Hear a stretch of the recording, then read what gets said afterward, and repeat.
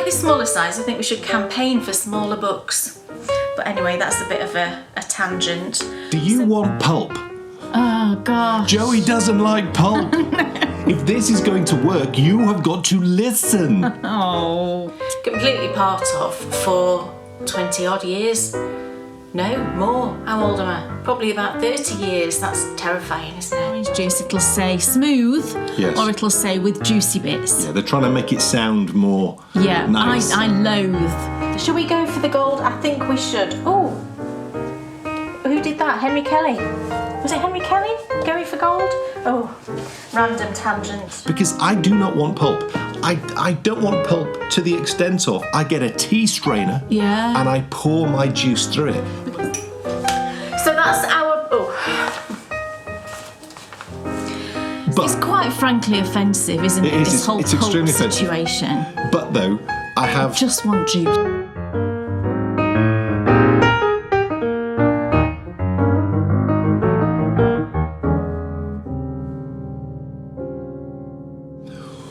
Welcome, everybody, to the Bakery Bears video show featuring the triumphant return, with all the bells and the whistles of the Yarny Book Club. Yay!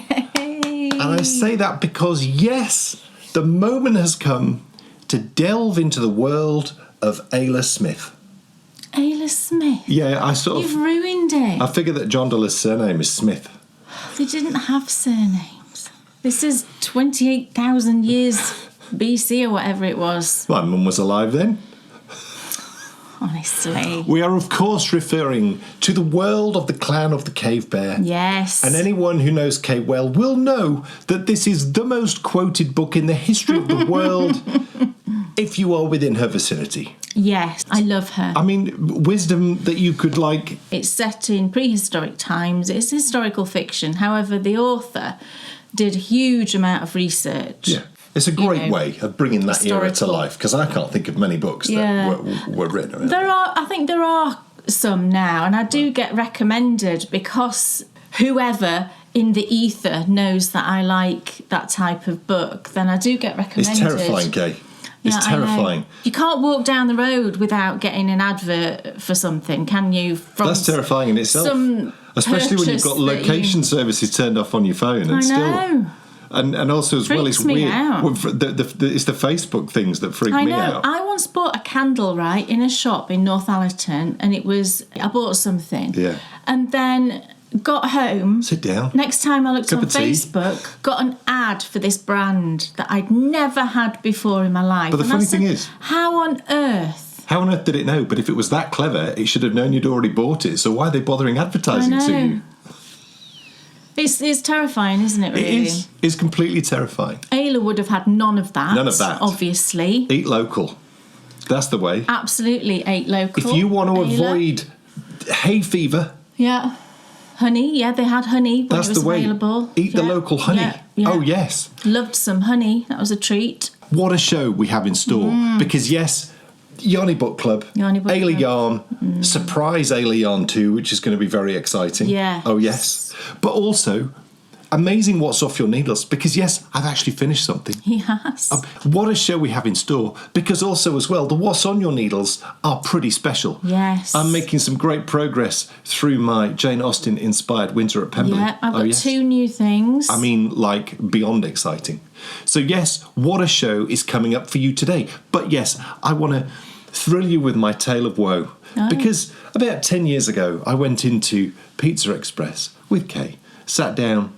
That's probably the last time we were in Pizza Express. Maybe it was 15 years ago. Sat down, had a lovely pizza, and I'm very particular on what I can drink. Sparkling things, bad. Ever since they messed with my tummy. So it's since my tummy surgery. It is. You don't drink sparkling fizzy drinks at all. So go and sit down, notice on the menu, on the beverage menu, that they sell a still lemonade.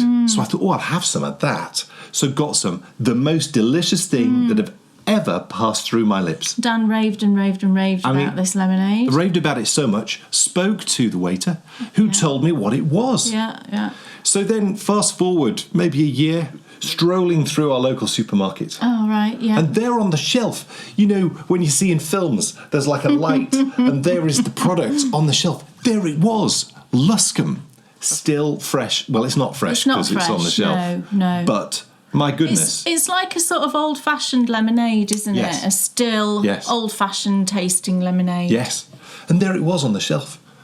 I definitely purchased some, and I continued purchasing them until In about- glass bottles, Glass which bottles. is lovely, you know, recyclable. Continued purchasing them until about 2 weeks ago, when I walked up to the shelf, as I've done every week since that day.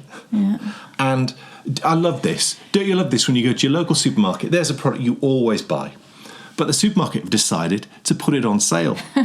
So now everyone who fancies a bargain has bought the thing which you always buy, and you're left without it. Yeah. So the reliable customer gets Nothing. stiffed. And the person hunting for a bargain has a bargain once, and that leaves anyway. Worse still, they'd reduce the price because they've dropped the line. My question to you is this, right? When you have juice, do you want pulp? Oh, gosh. Joey doesn't like pulp. If this is going to work, you have got to listen. Oh, poor Chandler. Yeah, I know. The question is a simple one, and that because I genuinely want to know, because I've never met anyone who likes pulp. Because the reason he's saying that Is all I can buy. The Luscombes did not have pulp. It did not. No, like lemon pulp. You know, like the bits out of a lemon. Now, like, I'm not just referring to lemonade. When I ask you the question, if you have orange juice, if you have any type of juice, that sometimes comes with... So grapefruit juice sometimes get with pulp, or, you know, anything that might have... It's usually called Juicy Bits here in the UK. We don't call it pulp here. We don't call it pulp. I'm only calling it pulp because I know that probably 80% of our audience will only know it as pulp. Here, if you're getting orange juice, it'll say smooth, Yes. or it'll say with juicy bits. Yeah, they're trying to make it sound more nice. I loathe the juicy bits. Please, I'd love to know. Comment below and let's have like a straw poll. Let's find out if more people, or is it equal? Are you with or without pulp? Yeah, with or without pulp. Yeah. All this talk of lemonade is making me think about the summer, which is funny because it is not that today. we've actually got weather warnings. There's going to be so much rain. It's dark, rainy, and windy at the moment. It is really quite. I don't know what I'd call this weather. Happy end of May, everyone I know, in the UK. I know, it's hilarious. But like, it is making me think about the summer. And since the conception of the Bakery Bears, we have become renowned for our Christmases. Oh, but 2 years ago, we decided that just wasn't acceptable because we need a bit of Christmas. After all, Christmas in July. Christmas in July. You know, I wonder who started that. I wonder. It's been around for a long time, I think. Why hasn't it? wasn't it Christmas in June? So look, 2 years ago, we launched our very first summer of stitching. Yeah. And we sort of went for it a little bit. Great courses, Yeah. all very lovely. Yeah. Still available, you can go to them. But last year, we thought, let's throw all the Christmas bells and whistles at them. We did. Last Christmas, it's summer. Last Christmas, I gave you my heart. yes, yes. Sorry. Last summer of stitching, Good George. it was all very much focused on the beach. So it was all very kiss me quick. Yeah. I don't even know where that saying comes from. No, it's very I want to know. Blackpool, now. isn't it? Yeah, or Scarborough. Oh, I see it more as Blackpool Or than Scarborough. Western Supermare. Look, the summer of stitching is back.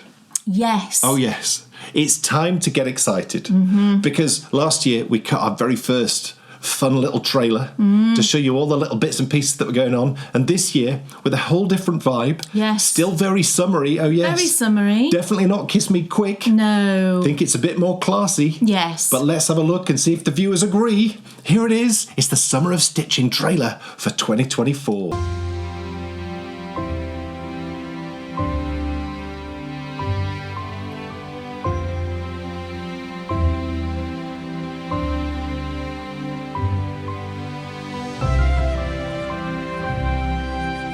We're so excited that the Summer of Stitching is back. Join me from the 4th of June to the 24th of August for lots of exclusive designs and tutorials.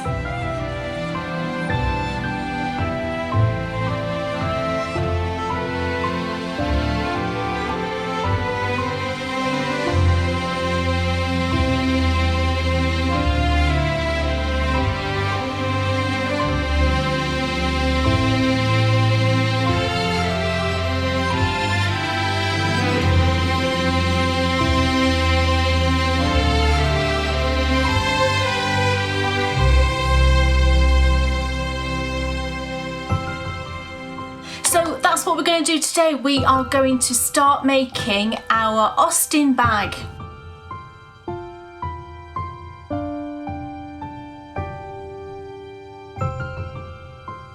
Finally, join me for a series of tutorials showing you how to knit an exclusive design that is housed in my lovely Austin bag. And I'm so excited about this one, but I'm not going to show you. You'll have to wait and find out.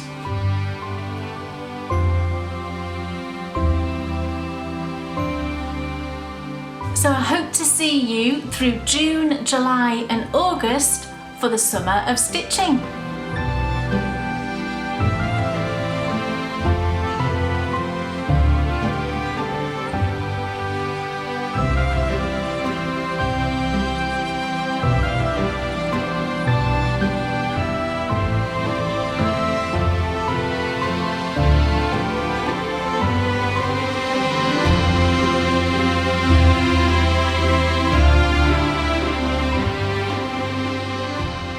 Oh yes, very classy. Very classy. New music, lots of new graphics. Oh yes. Miss Jane Austen themed. Oh, it's going to be immense. Yes. And the fun actually commences this Sunday because we're doing our patron exclusive show on Sunday and we'll be very much launching it. the Summer of Stitching. So yes, if you want to come and join us for our Summer of Stitching, please come and join us as a Bakery patron, because the first course you can sort of get a taster for just $2. Yeah. Because the first course, the slow stitching course, is available to bronze patrons. Yeah. But you get all sorts of other exciting benefits as well. Because we've got a new issue of our magazine on the way very soon, and you'll get that as a bronze patron too. But if you want to see the whole Summer of Stitching, it's silver, gold and platinum patrons. That's enough, those Summer of Stitching, because we've got so much amazing things coming in the video show all through this summer. We do. Because yes, Yarny Book Club, but then more Castle Nation coming, but then also as well, can't wait for the next episode of Classic Bakes. Yes. There's lots of things up in the ether that it could potentially be. Who knows? Not decided on that one yet. It's going to be superb, I know that much. But look, way too many great projects to look at this time. So I think it's high time that I said, Kay Jones, what's on your needles? Okay, so my first project is a very exciting one. And this is a new cast on. Where? Oh, thank you very much. Thank you, caller. So this is the next platinum pattern that will be going out on the 1st of June. The theme for this year, for the platinum patterns, for the 3 patterns which were March, June, September, was us, the Bakery Bears. You know, it's our 10th year, and we thought it might be nice to theme them around us. So the first pattern in March was the Pop Socks, based on our pop show that we do, patron only podcast. And my plan was to do 3 pairs of socks, to do the Pop Socks, and then in June it was the Endy Bits socks, followed by in September the Waffle Socks. I must have designed this pair of socks 3 or 4 times. And each time I did, something scuppered me. Now, I'm not going to go into full about that because I am going to do a design diary all around this project because there's a lot to talk about. It's been quite the journey. It really has been quite the journey. And ultimately, in the end, I decided that this project, it is Endy Bits, so it does use minis or leftovers. However, I changed it from socks to something else. And I gave myself permission to do that because it just wasn't happening. And it wasn't really any fault of the designs. I came up with some lovely designs, but external things just made it so that I didn't feel like I could continue with the design. So I'm going to explain all of that when I do my design diary about it. But what I decided to do at the time, or actually this actually was a couple of months ago, and this is connected to the Summer of Stitching actually in a way, because when I was coming up with the designs for Summer of Stitching, I actually came up with 2 knitted designs. You know, we always do a sewing project and a knitted project. One of the designs I absolutely loved, but I decided that it just wasn't, it wouldn't have quite enough content to produce a series of tutorials on, which is what we do with the Summer of Stitching. So I kind of put it to one side. And then when this all happened with this design, the Endy Bits design, I thought about this project and I thought, do you know what? I think that's going to work as an Endy Bits. So I pulled it out and I did a bit more swatching, and I went into my yarn stash and I pulled out a bunch of yarns and I got cracking. And it's something completely different. I've never done anything like this before, honestly. And it's inspired by, when I was doing lots of research for the Jane Austen theme, I remembered that on Pride and Prejudice in particular, I remembered this kind of little scarf thing that the ladies wore, which I think it was really a decorative thing. I don't know what they were called. I might have looked it up at the time, but I can't remember if it had a specific name. But it's basically like a little piece of fabric that's tied around the neck. Quite often it had like a lace edging to it. And I thought, oh, you know, maybe I could actually knit a version of that. So that's what I've done. So this project has gone from being the Endy Bits socks to the Endy Bits Starflette. I didn't know whether Starflette sounds better than Starflette. I don't quite know how to say it. It's basically a little scarf. And I almost called it the Endy Bits scarfy thing, which I think is adorable. Yeah. And I don't know. Starflette's better. I have written the pattern up and I've used Starflette because I think that describes more what it is. And I actually looked up on Ravelry and I just keyed in Starflette and loads of things came up. So it's a thing. It's obviously a thing that I was unaware of. So yeah, this is like just a little skinny scarf that's more decorative, I would say, than, you know, you're going to get some warmth from it around your neck, definitely. But it's very much a accent piece, an accessory, you know.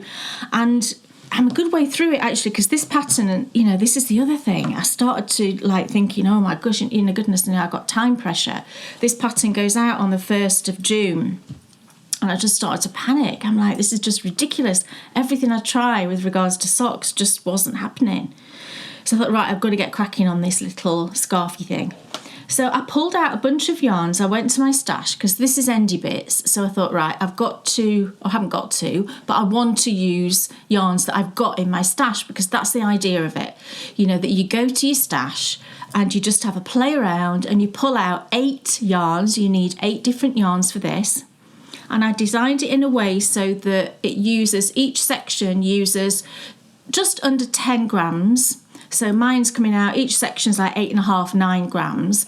So you can use 10 gram minis if that's what you've got, or 20 gram minis, or as I'm doing, just a bunch of leftovers. And it so happened that I've actually dyed all of these. That wasn't intentional. It just happened that way. I was just pulling them all out because I wanted, like, not a gradient as such, because it isn't a gradient, because I always see gradients as very blendy, going one really, you know, slowly into the other. This is more a progression of colour, but I really like it. It's summery, you know, it's a little light summery project. So anyway, I'm going to stop waffling. I'm going to show you. Yeah. So here is the Endy Bits Starflette. So it starts here. I've still got my ends to weave in on the other side. So it starts down here and it's got this beautiful little lace edge. It's really pretty. So I started with this quite deep pink, and then I moved into a sort of mid-tone pink, and then into peach, a lighter peach, a really pale, pretty sort of lilac, and then I'm now on a mid-toned sort of lilac-y colour again. And then I've got a darker purple, and then that's the darkest. So I'm moving from this sort of darkish pink into this dark purple, and it's going through, you know, a sequence of colours to get there.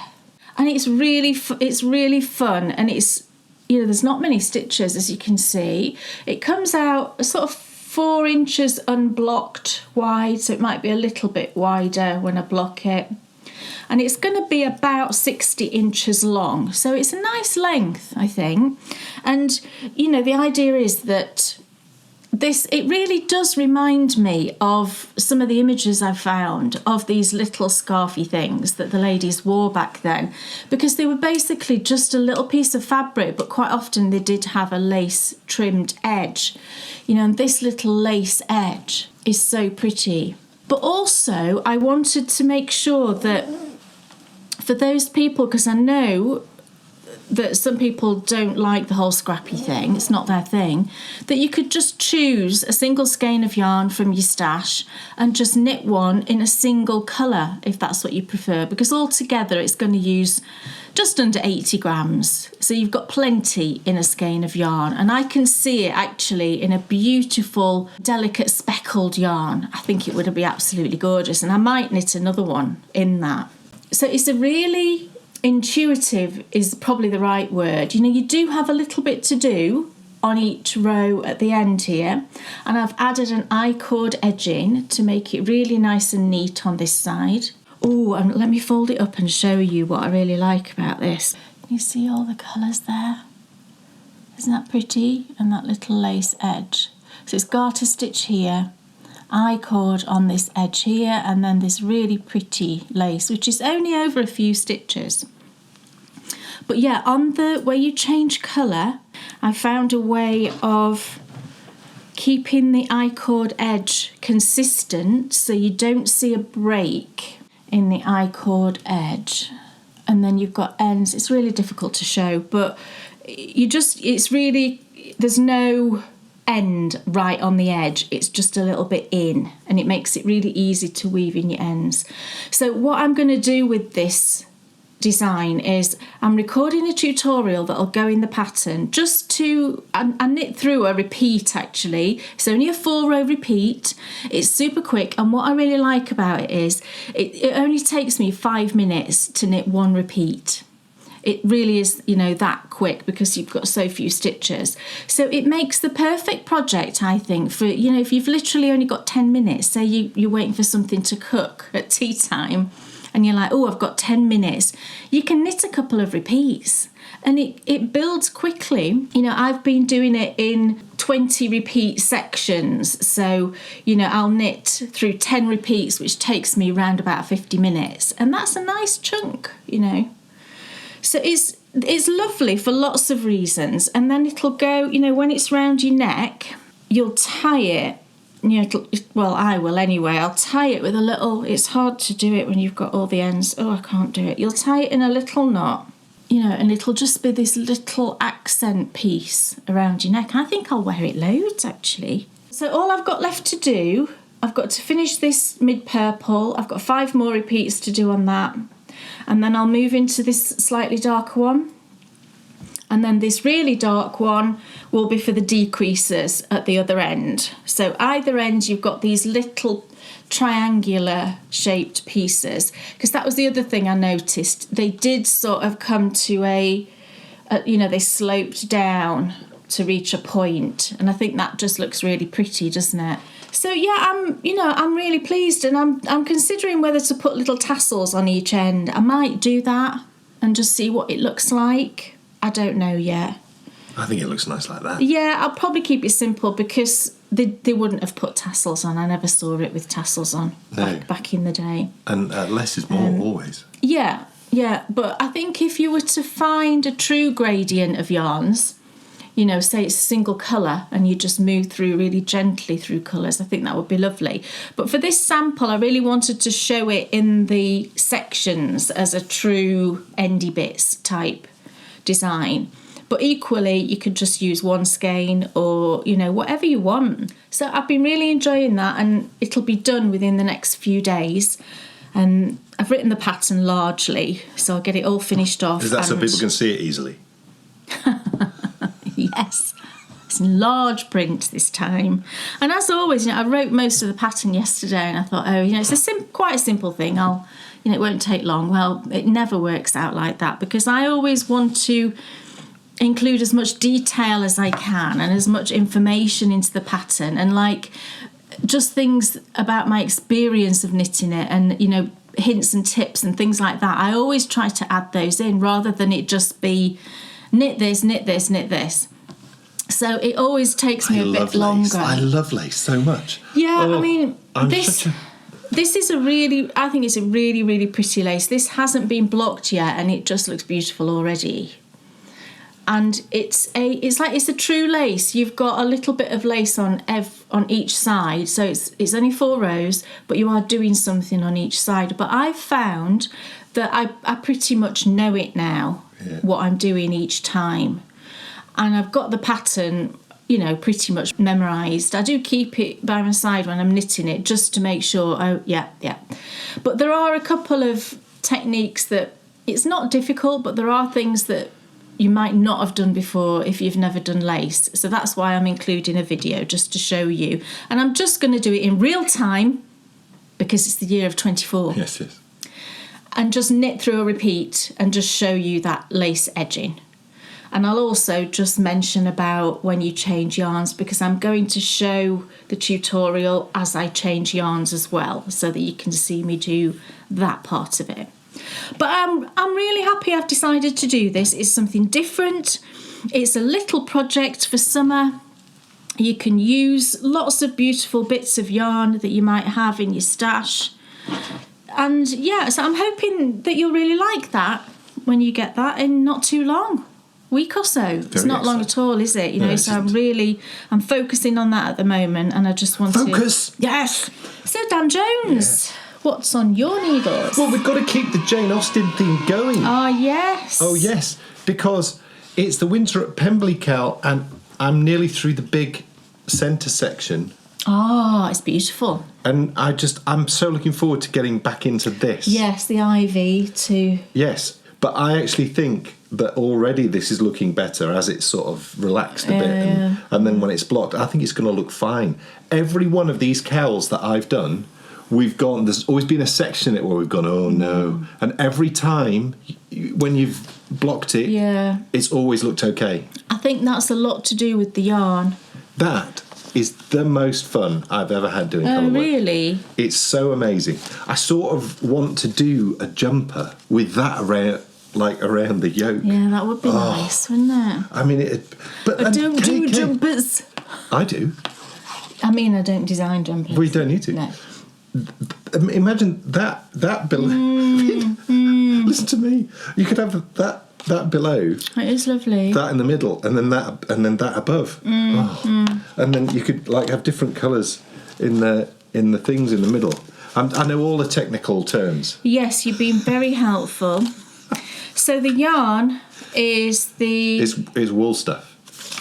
Honestly, it's the Regia Merino Yak 4-ply, and the 2 colours. I've got the 2 ball bands miraculously here. I don't know which is which, but we've got 07521 and 07510. Makes me think of telephone numbers from the 80s. Oh yeah, those were the days. So this is just the most gorgeous project to knit, because I really, really enjoy any cowl like this. I love colour work, as you know, and any cowl like this. There's been 3 now. There's Hadrian's cowl, there's the Sweetheart cowl, and then there's Winter at Pemberley. This, for me, is the best one of all. Aww. And it is because of the theme, because the theme is so close to ours, because I just love Jane Austen so much.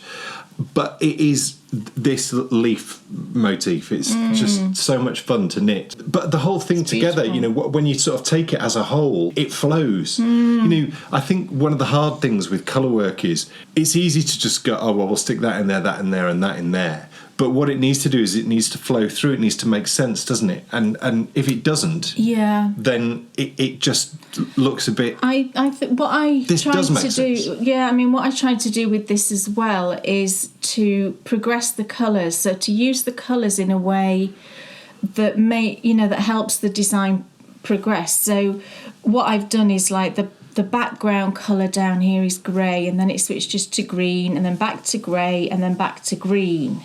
And then it goes the opposite way, so that you get it's balanced. I think that's what I wanted to say. I've tried to balance the colour distribution between the grey and the green. Yes. And I'm really pleased with how it's turned out, because I didn't swatch this. You know, Dan is my swatch. I just literally designed it and then gave him the pattern and said, away you go. So I had no idea what was going to happen. Thank you very much. Yes, it is a great project. Surprisingly, I'm using, yes, Knit Pro Cubics, but this time with a cable attached. Because you'd be 16-inch. Yes, you'd be a lunatic to do this on DPS. On double points. Well, you could, but I wouldn't. Not even I would do that. You know, horses for courses at the end of the day. It's the joins, isn't it, that are problematic on colour You work. just want to be able to focus on, getting it absolutely bang on. Yeah. And it's just such a great thing. I think at the end of the day, if you're looking for a way of really relaxing. But they're great for practising your colour work. Yes.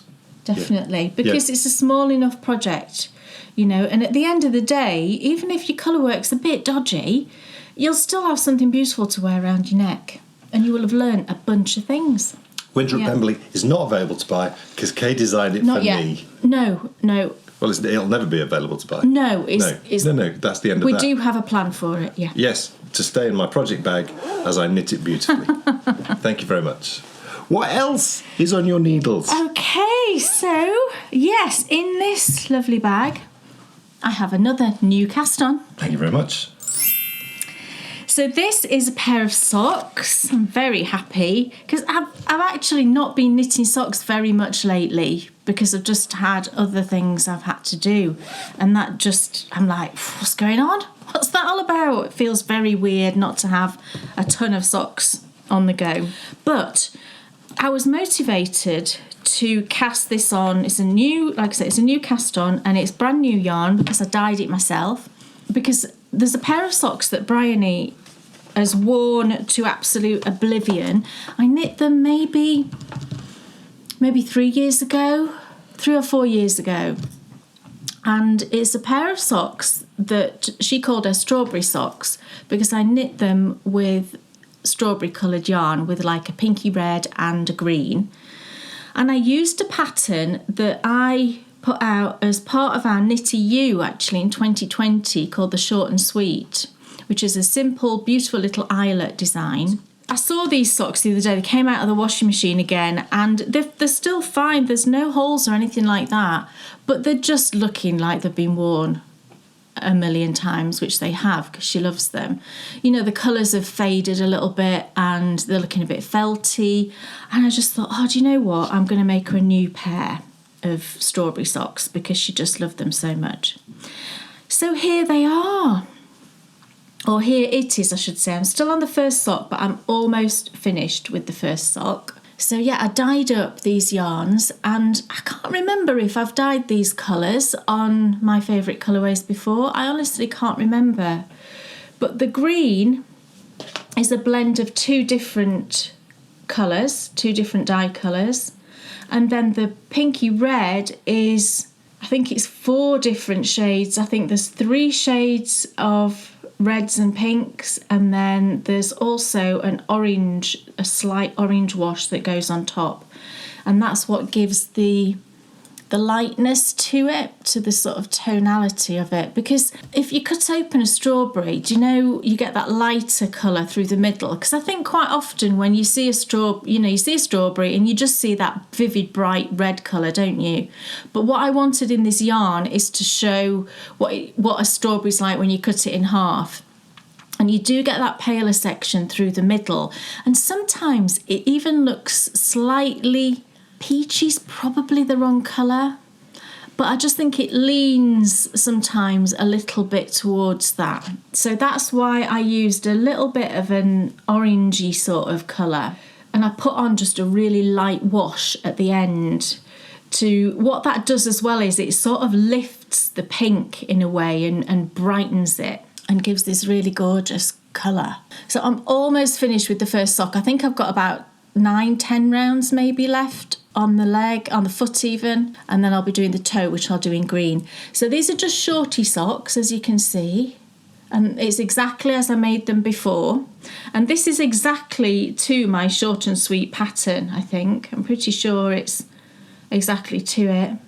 I'm using double points, as you can see, for this one. I just fancied using double points, which is lovely, isn't it? It can make something feel fresh and new if you just knit it using different tools. So I'm using my favourite something Sunstruck. Knit picks. Knit picks, thank you. Knit picks Sunstruck. Well done. And I love these needles. These are my favourite double pointed needles. They're just a plain wooden needle. I think they're birch. I just love them. I love them because they're a pale colour. So when you're knitting with dark yarns, you don't have a problem. Because I find that a lot of wooden needles are darker, aren't they? Like the Knit Pro Harmonies, Symphonies, they're a dark colour. They also do a blue version, the Caspian ones, but again, they're dark. So I really like these because they're a light colour. And I prefer wood to metal. If I'm using metal double points, I will use Chao-Gu. They're my favourites. Higher sharps are too sharp for me. I haven't tried the steels. But yeah, I love this little sock, these little strawberry socks, because the little eyelets, I think, look like the seeds. Strawberry seeds. So I'm just really enjoying them. So I really want to get these done, if I can, for the next show. Because Bryony will have finished her exams by then, and it might be nice just to give her a little something when she finishes. So yeah, lovely strawberry socks on the go. Very much enjoying them. Look, less of that and more of my gorgeous socks, because... Oh yes, I'll get a blocker. I've had a bit of a breakthrough in realising the mistakes I've made historically with knitting socks, because it would be a bit of a joke where we would laugh heartily about how... I wouldn't dare. Oh, your rib is 2 rows too long. Oh yeah, you did used to do that a lot. Your leg is too short, or the repeat's too long, or there'd always be something that wasn't quite right. And I've realised what it is. Everybody makes mistakes, don't they? Yes. So we all make mistakes, and that's cool because we're human. But you should go and fix your mistakes, because if you don't go and fix your mistakes, you never learn from your mistakes. True. And historically, I haven't done that. Yeah. So I'm knitting this sock. You've nearly done. I know. So I'm knitting this sock, and for some reason, well, I know why, I was super tired, and I did it too long. I did the leg too long. I did one repeat too long. One repeat too long. And do you know what? I saw and I thought, I'm just going to carry on. So I did 2 rows of the heel, and I thought, no, I'm not. I can't do this anymore, because I'm the one who put out a self-contained knitter that's my monthly one-man show, mainly focused on garment knitting, but it's all about my journey to becoming as good a knitter as I can be. And I did it, and it was all about neglected projects and learning from your mistakes and getting better. Well, how can I get better if I don't fix my mistake? So tinked back the heel flap that I'd partly knitted, then started tinking back, and do you know what I found? Massive discovery. And I think I might have seen people say this. So I tinked back the heel flap, and I started tinking back on the wrong side. On the backward side. On the backward side? Yes. So tinking back, reverse. Oh, right, okay. I found it way easier. Oh, right, yeah. Sometimes I do that if I'm undoing a decrease. It was huge. I look on the back because you can see the stitches eat more easily. Yeah. And I got to the first bit of lace, and I was panicking because I was thinking I can't do it. But it was because I was looking at it from the back. As soon as I turned it around, because do you remember I asked you to show me how? And then I went, oh no, it's okay, I've done it. Yeah. And I was like, it's such a feeling. There's such a feeling of I've done something. I fixed it. And it's just such a wonderful thing. And I suppose my point is, don't not fix your mistakes. Do. Yeah, I always fix my mistakes. I can't even bear it. But I know that a lot of people are not bothered. If there's a mistake in there, they're not bothered. They'll just carry on, and that's fine. If if that's your thing, then no problem. But I can't leave a mistake, especially not like if it was a full repeat longer. Oof, no, can't be having that. Dreadful. Yeah, so we did. So you ripped it back, didn't you? Or tinked it back, I should say. We couldn't really rip it. No rippage. It's too tricky. I would never rip back lace. No. It's too much of a precarious situation, isn't it? I'd rather take a bit longer and tink it back, and then you know. And even more excitement. A moment ago, nearly done. I was doing cable and lace live on the show. Oh wow! Oh, that's very impressive. Very exciting. Are these the Sherwood Socks? Yes. Yes, these are the Sherwood Socks, which was a patron design. Platinum pattern. Platinum pattern. From a little while ago. Yeah. Lovely. Nearly done. So I can have your leftovers. Oh, I love some leftovers. Yeah. You can be knitting it into your Endy Bits Starflette. I can't because I've chosen the... I know. Knit another one though, couldn't I? Yeah. Lovely. With all the greens. You could do a green fade. I love this yarn. I dyed this. Can't remember how I did it. But what I do know is that it was blue. So I dyed it lots of different shades of blue. And then I over-dyed it with my much-loved gold ochre. And that works so well for doing a tonal green because...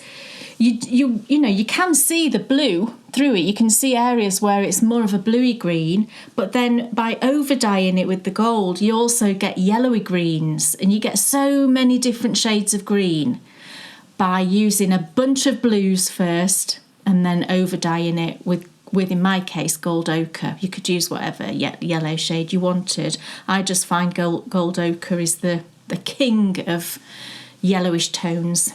Cool. What else is on? So the last thing I've got to show you is my crochet blanket. Oh. Because I'm almost done. So this is it's going to be a gift, a teacher gift for Bryony's English literature teacher who's got I think about a 6-month-old baby. I wanted to make something for him as a thank you. So I decided to make this blanket. And it's a free pattern. It's the Rainbow Ripple Baby Blanket by Celeste Young.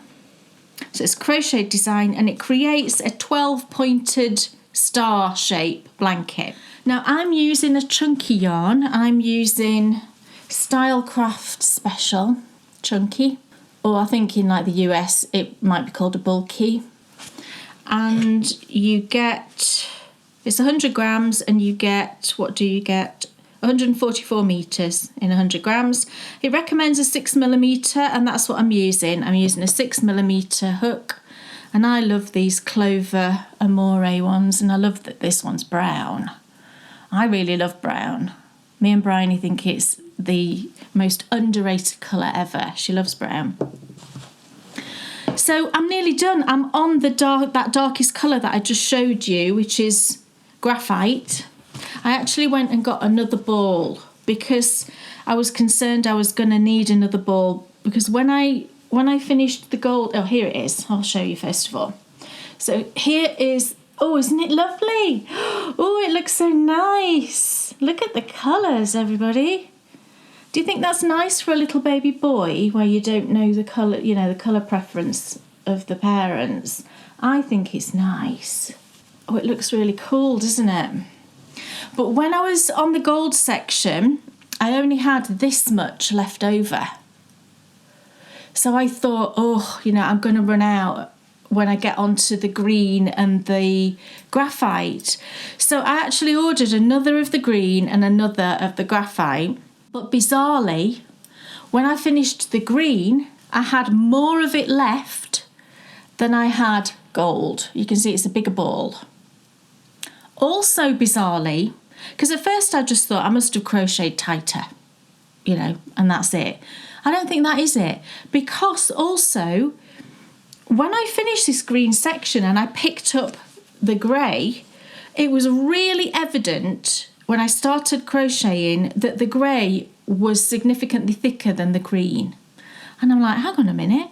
So I looked back, and when you feel the fabrics from the gold, then to the green, then to the grey, this green feels much thinner. So, because I got another one here. I did get another of the camel as well because I planned on doing something else, but I'll tell you about that in a sec. So I bought another one of these, and I thought, have they sent me Aran instead by mistake? But I checked the ball band. No, it's chunky, like all the others. But when I looked at it, I just thought, you know what? This does look thinner. It's going to be difficult. It's really hard to show you. I can't really show you, but just to me, this green looks thinner than the other colours that I've used. So that's just really weird, because also it's weird that I've got more of it left than I had of the gold, when in theory I should have used more, shouldn't I? Because the blanket's getting bigger. So that's really, really odd. So I've no idea at what point I will run out of the grey, but I do have the other ball in case I do. I mean, let's see now, and I bet I don't even run out of the grey, and I needn't have bought all this of the yarn. I'm on the second round of the 5 for the grey, so I've got about 3.5 more rounds to do. And I'm sure it's going to be big enough at that point for a baby blanket. It is quite big, isn't it? I think for a baby blanket it's plenty big enough at this size, because it'll be a bit bigger. But I thought, would it be nice to finish it off with like 1 round of each of the colours? So to go back to the cream and just do 1 round, 1 round, 1 round. Do you know what I mean? So I've got 5 rounds to finish it off. Do you think that? Yeah. Do you think that'd be nice? I do. I think that'd be quite nice. So if I've got the time, because Bryony needs to take this to him in, I've got the next 2 weeks to finish it basically. So I'm going to show you this finished on the next show, and then the couple of days after that is when she will have finished her exams by then, but her boyfriend won't have finished. So she's going to go into school for a few days on the days that he's got exams, just because she wants to be there for him. So she's going to take her gifts in then. So I've got 2 more weeks to finish it. So I think if I plough on with this, I think I should be able to have time to do that, because I just think that might look quite cool. Do you think that would? But I've really, really enjoyed making this. I was dubious at first, because I just thought, is this too difficult for my... We all okay. I know. Is this too difficult for my small crochet brain? Yes. Yes, it is what I thought initially. But no, it's not. I can do it. And I've totally got the pattern down now, and everybody said that to me in the comments. Thank you, everybody, for last time, saying, oh, no, you know, it will click, you will get it. And I have. And I can totally do it now. And what I would really like to do is do another one in this chunky yarn, because I think it's brilliant in the chunky. In the chunky? Is to make one for Bryony to put on her bed at university, which... We don't speak of that. We're not... Please continue showing us your lovely blanket. No, struggling.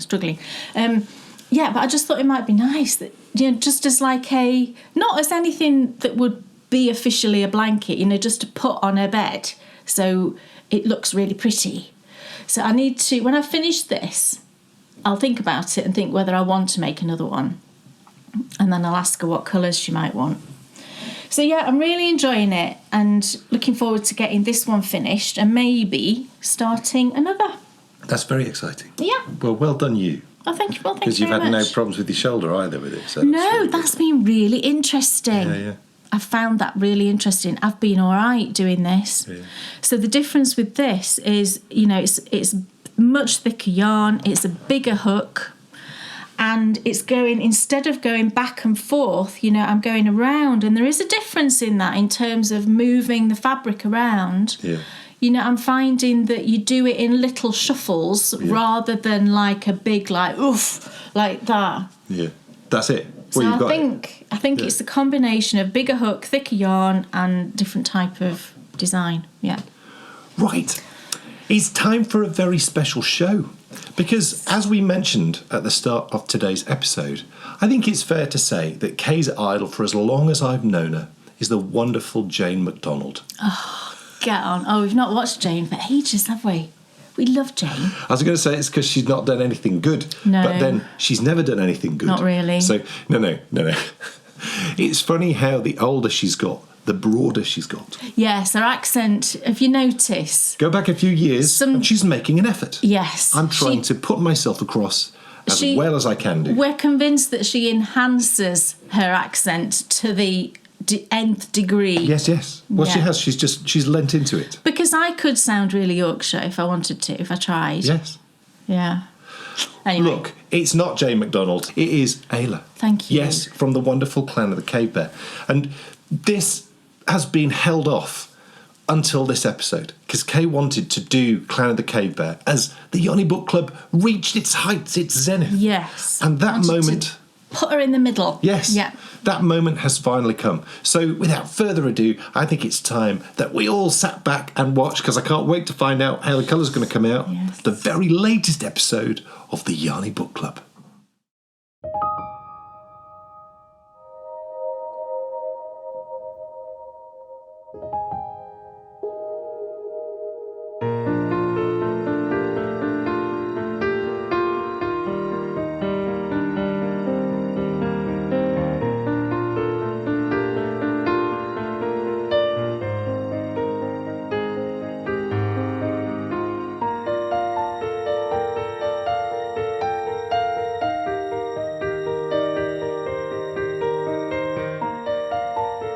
I love reading books and adore dyeing yarn, so I thought in this series it would be wonderful to combine them.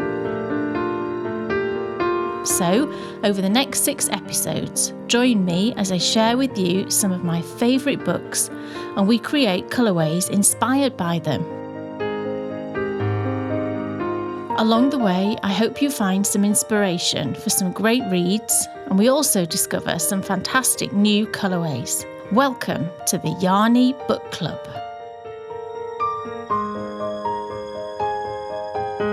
Welcome back, everybody, to the Yarny Book Club. I'm so excited to be here today because today is a very special day. I've saved this book for this particular month, if you like, or this particular time, for lots of reasons. One of the main reasons is that this colour is going to sit sort of in the centre of the cowl, and this book, it's been with me, this book, since my early 20s. I think I first read this book, so it's really been with me my whole adult life, and this particular character in the book is kind of ingrained in me. She's a complete heroine of mine and I love her, and it just felt the right time to introduce this book to you. What we're going to be doing today actually is I'm going to be dyeing up a skein that I've trialled and is inspired by a particular part of the book, and I'll tell you about that when we get to it. But I'm also then, for the second skein, I'm doing something slightly different, and I'm dyeing up a skein inspired by the particular character that is in it. And I haven't practiced this. This is completely off the cuff. I need to tell you about the book. The book is The Clan of the Cave Bear by Jean M. Owl. This is my original book, and I love this cover. It's really, look how old it is. It's yellowed, it's been so well read, and yeah, I've had this for probably getting on for 30 years. This book is the story of Ayla. This is Ayla. It's historical fiction. It's set in a time 35,000 years BC, when Neanderthals are still roaming the planet. But it's also set at the time when the sort of first modern humans, I guess, the Cro-Magnons that evolved through, are also in existence. So you've got those two types of people. And Ayla is a Cro-Magnon, so she is like us. You know, if you saw Ayla, you would think she was pretty much like us, you know, characteristic-wise, features-wise, the way she looks. And then the Cave Bear are a clan of Neanderthals. And the story is about Ayla, who, when she's 5 years old, all of her family get basically wiped out by an earthquake. She wanders off, and you know, when she's near to death, she's found by the clan. Honestly, it's the most fantastic book. There's actually 7 of these books in the series. I think the author wrote them over like a couple of decades. It was a long period of time. So yes, it's time for Clan of the Cave Bear, everybody. You knew it had to happen. If you know me, and you know me as a reader, you know me as a person, I literally quote Ayla at least 2 or 3 times a week. She's our absolute heroine. So this is the book where we're going to create some colourways today. So the first thing we need to do is have a look at everything we're going to need to dye up our yarn. Here is everything that I'm going to need every time I dye up some yarn.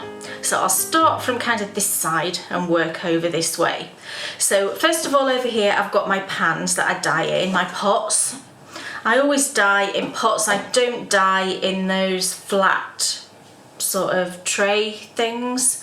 I always dye in the pots, and these are stainless steel pots, and it's sort of like a casserole pot. I like the ones that have got 2 handles because they're nice and easy to lift around.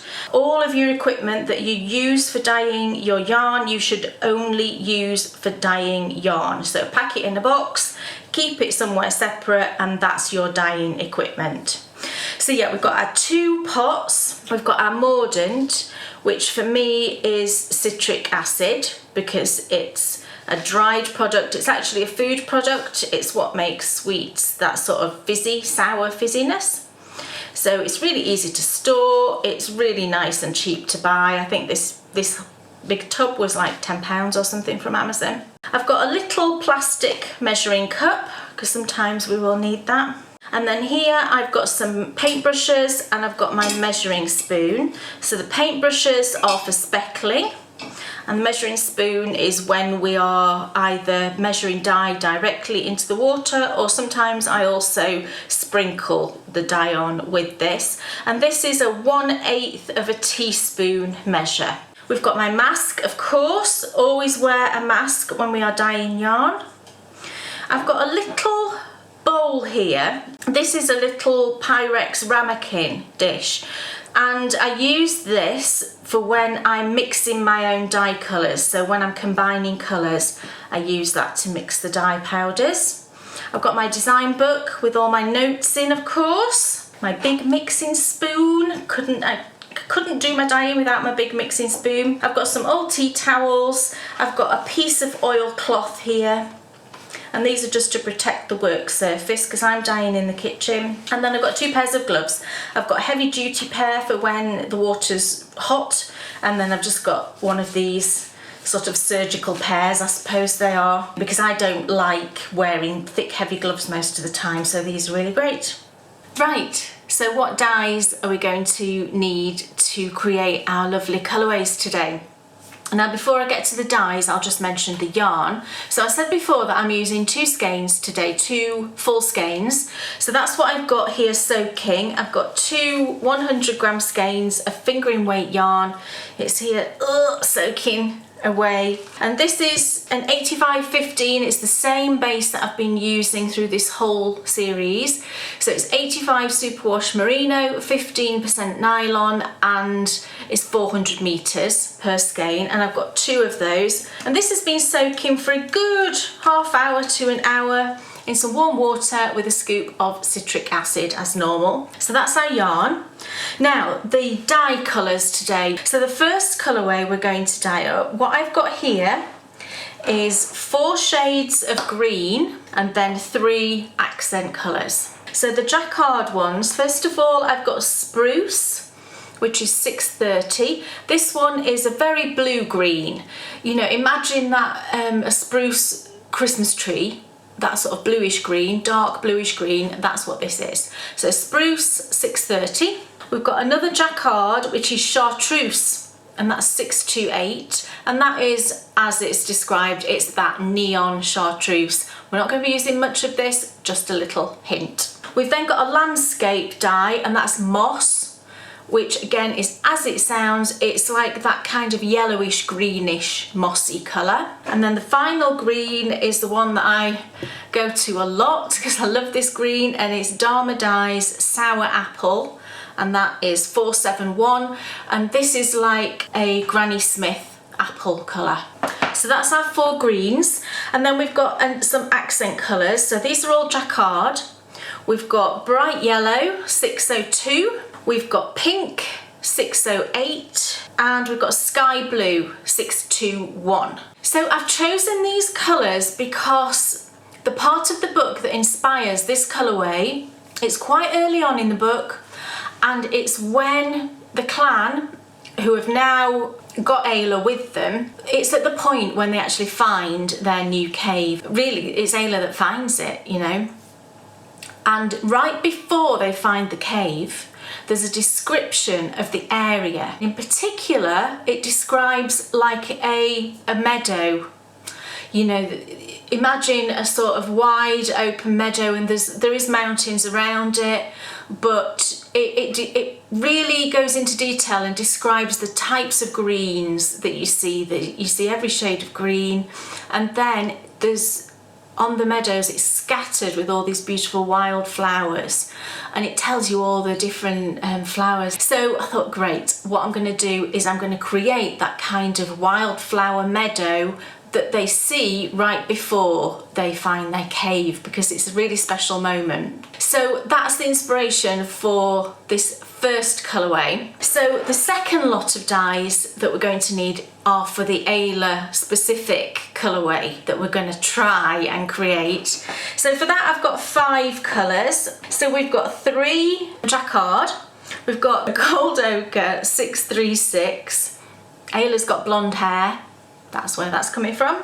We've got brown 635, and we've got ecru 600. So brown is just brown, as it says, and ecru is like a creamy sort of shell type colour. And although this is, you know, it's very neutral, I've used this before when I've made a blend, and I find it's a really good base to kind of blend with other colours. Then we've got Dharma Dyes Delphinium Blue. Now this is number 482. It's that beautiful, if you imagine a delphinium, it's, you know, the tall flowers, it's that beautiful shade of blue. And I'm using this as a hint of blue because Ayla's got blue eyes. And then the last colour is Landscape Dyes Mist, which is like a silver grey. So there we go, quite a complex mix of dyes today, but you can see I've put a huge amount of thought into this because I'm so passionate about this book and about this character. I love her. So that's all the dyes. We've got the yarn all ready. So the first thing we've got to do then is get on and dye our first colourway, which is the meadow, the wildflower meadow inspired yarn. So to do that we need to mix up our green. So we're going to get on and do that first. Okay, so here we go, ready to mix up our green. So first of all I've got sour apple, and I'm going to put in 1/8. So that's 1 teaspoon, and the teaspoon's 1/8 of a teaspoon. So 1 of the sour apple, and then 1 of moss, which is the yellowish green. 1 of that. And then 1/2 of the spruce. So 1/2 of 1/8 of spruce. And then just a little smidge of chartreuse, because this is a bonkers colour. So just a little sort of quarter maybe of chartreuse. Okay. And then we're just going to give this a little mix to create our own blend. Now we're not going to use all of this in the colour, but what I always just do is I either, if I've got another skein on the go, if I'm doing some other dyeing, then I'll use it for that, or I'll just put some foil on the top of this, just cover it basically, and just pop it away for next time I want to dye some yarn. So that's all lovely and blended. Actually looks exactly the same colour as my dress. It doesn't, I mean this looks, it's amazing, this looks quite a dark colour, doesn't it? But it doesn't, the way that we're going to dye it, it does come out a beautiful, light, fairly bright spring green. So that's our blend all done. So it's time now to start dyeing the yarn.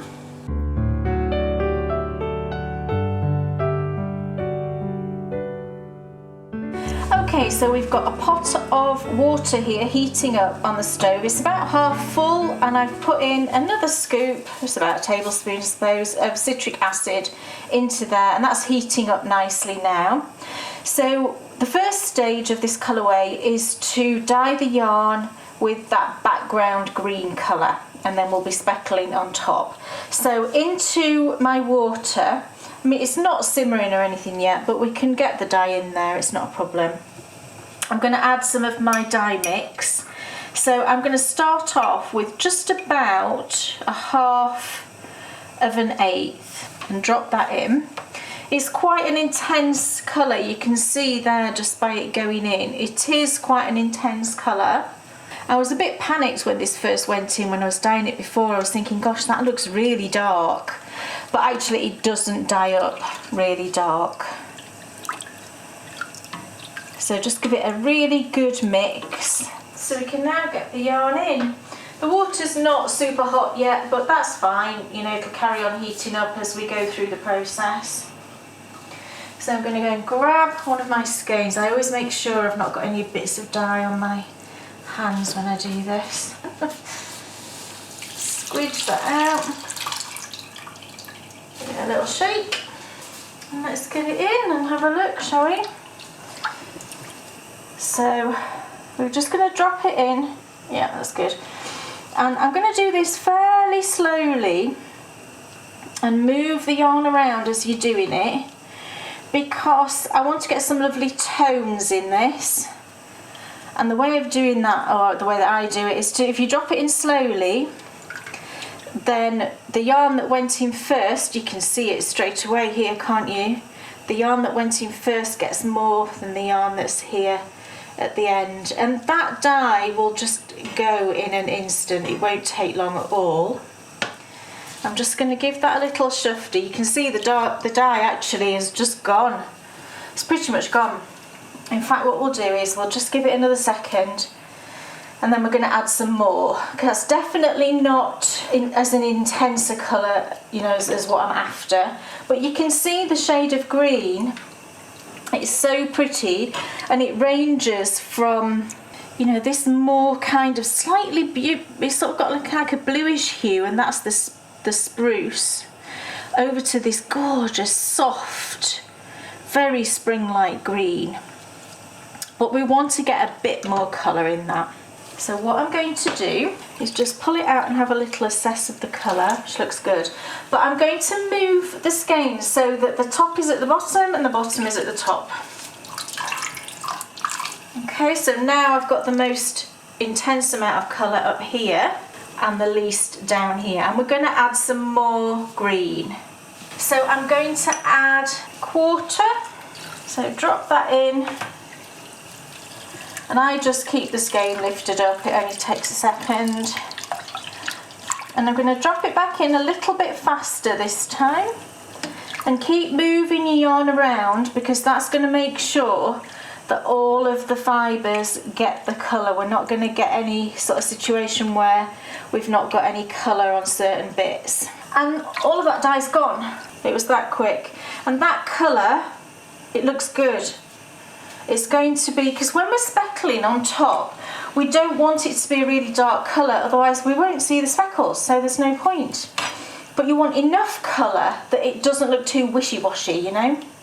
This looks good. So what I'm going to do now is just let that come up to simmering point, just to make sure that we've set all of those dyes really well. So I'm just going to give this about 5 minutes. And then I'm going to take out most of that water, because then we're going to do a bit of speckling on top.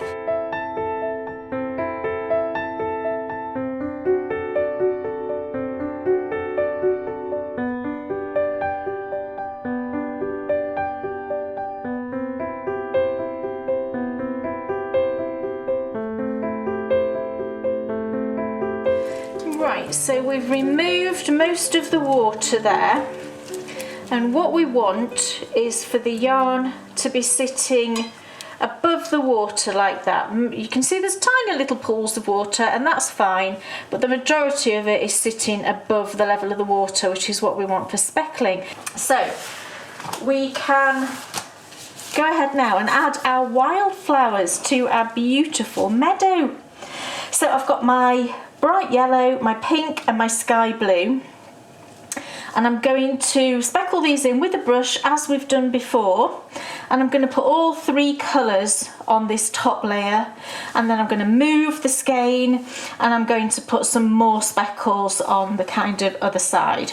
I'm going to leave my heat on at the moment, but once I see that that's really bubbling, I'm going to turn it off because I can always turn it back on again. We don't want the yarn disturbed too much whilst we're speckling. So I'm going to go in with my yellow first of all, and I'm just going to add little specks like that. It's not very much, but we want this to look like a scattering of flowers over a meadow, you know.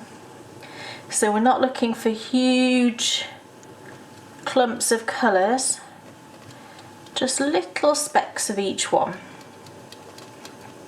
And I think this is going to be so fun when I'm knitting it into the cowl, when we reach those little specks of colour. It's going to be so nice. Now this is boiling quite rapidly now, so I'm just going to turn my heat off for the moment. So just keep going till you think you've got enough. You know, it's up to you, you judge it. But I'm just going for like a nice scattering. I just want to make sure I've got some in all of the areas, but I think that's probably about right. So we'll now go on to the pink, and you could choose any colour if you want. I mean, if you wanted purple, you know, purple would have been a lovely flower colour, but that's not mentioned in the book, so that's why I didn't use that. I just went with colours that were specifically mentioned. So pink little flowers going on. Just look for areas, you know, where you've not got a bit of pink. And if it hits an area where there's some water and it spreads a bit, don't worry.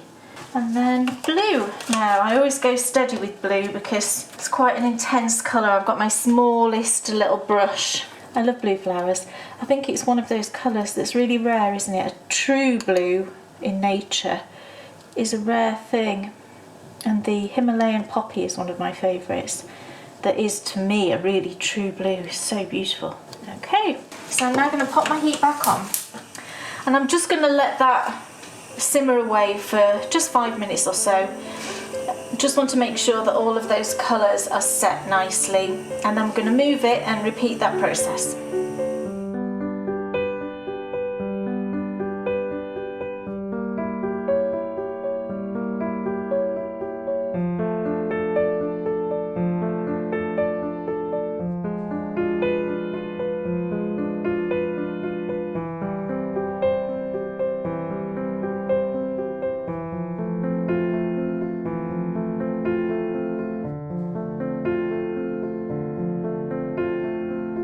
So we're just onto the last little speckling of the blue.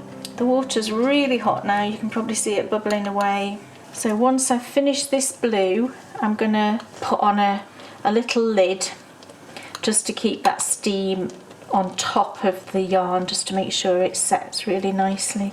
So I'm gonna get my little foil lid now, and I'll get this covered over and pop it outside to cool down.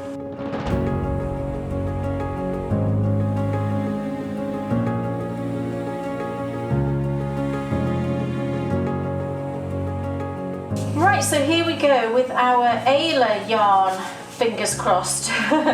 So in my pot here, I've got it just about a third full of water with, again, a scoop of citric acid. And my yarn's going to go straight into the water. There we go. So in it goes.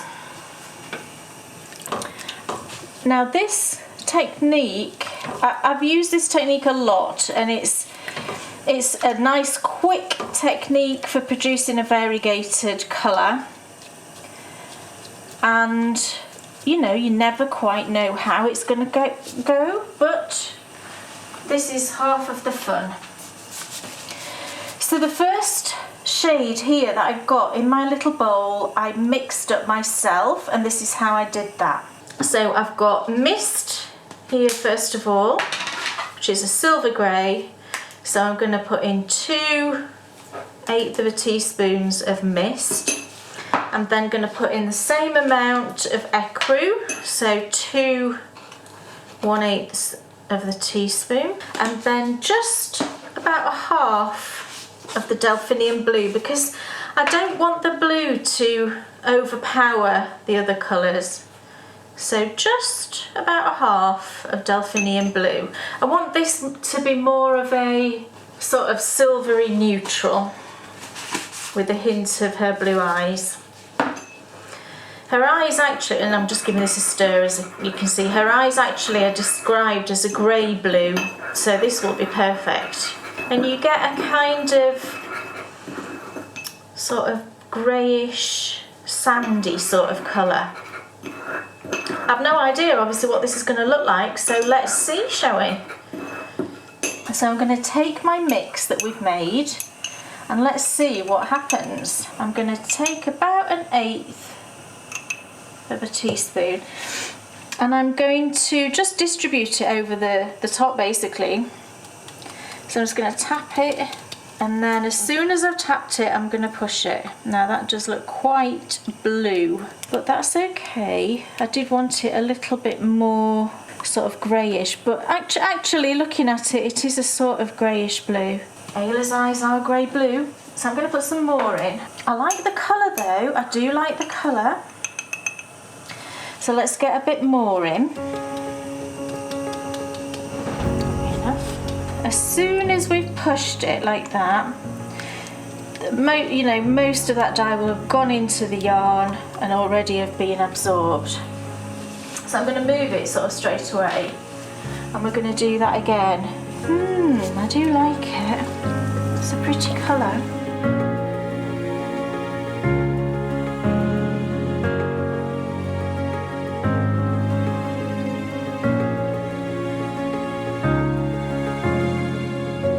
So let's have a look, because we've still got some areas which are quite bare. So let's just, at the same time, I'm going to flip the skein over. So a bit more of our mix around here and a bit over there.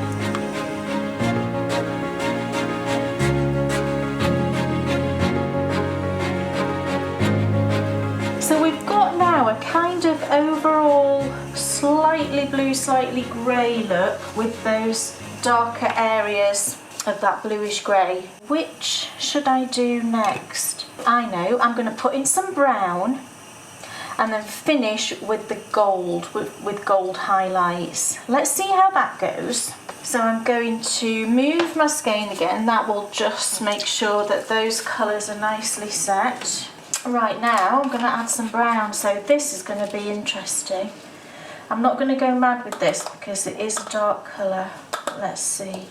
And I'm pushing this a little bit more gently because I don't want this to bleed too much into, you don't want it to go into the whole of the skein. Actually, what it reminds me of, this background colour, is the ice, because this is at a time when, the Ice Age, we're in that sort of zone, and there are references in the books to the glacier. I'm just going to give that a minute, make sure that brown is nicely set, and then we're going to move it and add just a little bit more brown, because I do like that colour that we're getting.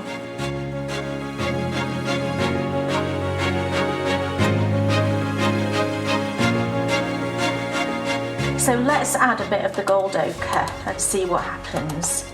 A little bit here, and I'll risk a tiny bit there. Oh yes, I think I'm liking it. The gold was a good idea, everyone. I'm very much liking this.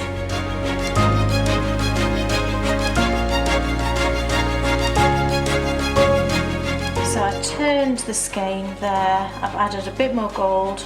I'm going to go with that, and I think we're done. So this is really hot. Now I'm just going to make sure it's actually at temperature, which I think it pretty much is. So when I say at temperature, I just mean that it's at that simmering point when, to me, and in all the years I've been dyeing yarn, if you get it to that point where it's sort of just before it starts to boil, then that's a temperature that everything will have set at. So I'm going to get this up to temperature, and then I'm going to pop it outside to cool down with the other one. So there we go, that's our yarn all dyed up, and both of them are cooling outside. So come back in part 2, we're going to get them rinsed and dried and all of that, and then we're going to sit down and have a chat about the book, and then of course we're going to get to the knitting. So I'll see you back soon.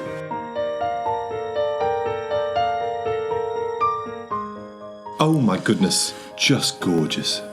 And I think we should be honest here. Should we? Because you were daunted by this. Do you know I was? You were sort of, because I think honestly you would have done this, actually, if we're being honest, you would have done this earlier because you were so excited about it. Yeah. But you were even thinking you weren't even going to do it. That's true. Because I couldn't... I thought, how can I... Do it justice. Yeah, how can I? And you might think that, you know, the colourway I've chosen, you might think it, you know, if you've read the book, you might think, well, it doesn't, you know, that doesn't make me think of the book. But if you've got the book, you know, that section in the book, it's round about chapter 3. I think it's just before chapter 3. As I said, it was just before they found their cave. The description of the colours and the scenery was just so vivid that... you know, I thought that's what I've got to use that, because it was such a key moment in the book, you know, them discovering their cave, their beautiful cave. It sounds like heaven, I've got to say. It just seemed right. So, yeah, and, you know, have you seen the Ailey yarn yet? No. No, okay. So. Well, no, you've dyed it up. Oh, right, okay. You just haven't dried it. I thought then it might be fun to just go a bit off-piste and just do something, you know, off the top of my head and try and do an Ayla inspired yarn, which you saw me do, and I've got that here and I do really love it. So yeah, the whole process was really interesting, and I love the main colour that we came up with, and it knits up absolutely beautifully, I've got to say. Of course, though, we need to dry it though before you can see it knitted up. Yes. And that's all to come in later part 2. on. Yes. Very exciting. Don't go away. Right now, though, 2 amazing projects. Very exciting. Some could even argue 3. Oh, no, we couldn't. See, I think it's wrong. It isn't wrong. You've got 2 hands. You need 2 things for your hands. So, yes, I think it's time, because it's such a rare occurrence, although it's becoming less rare, that Kay said... Dan Jones? Yes. What's off your needles? Because I've got 2 other things that are close. Do you? Yes. We'll get on with them then and finish them. And then you get to start new things. Are you not excited? If I was as close... I get stressed. If I was as close to you as finishing those other 2 things, I would have those off the needles and something new on there. I get stressed out about what I'm going to knit.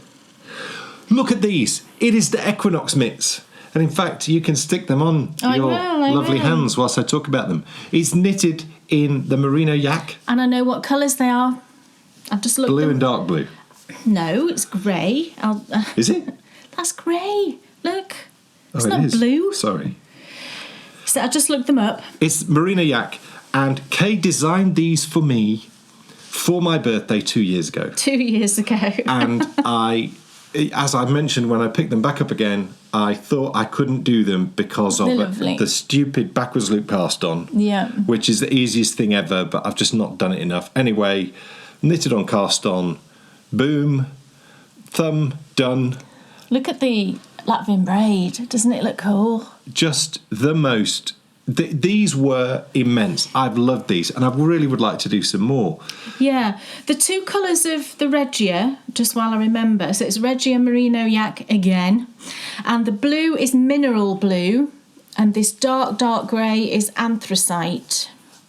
So, beautiful. And it's like a breakthrough in the sense of realising, you know, because how often do we, like, put down projects and think, I can't do that?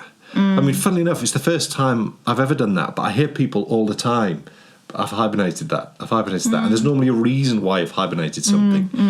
And so, you know, to sort of have the...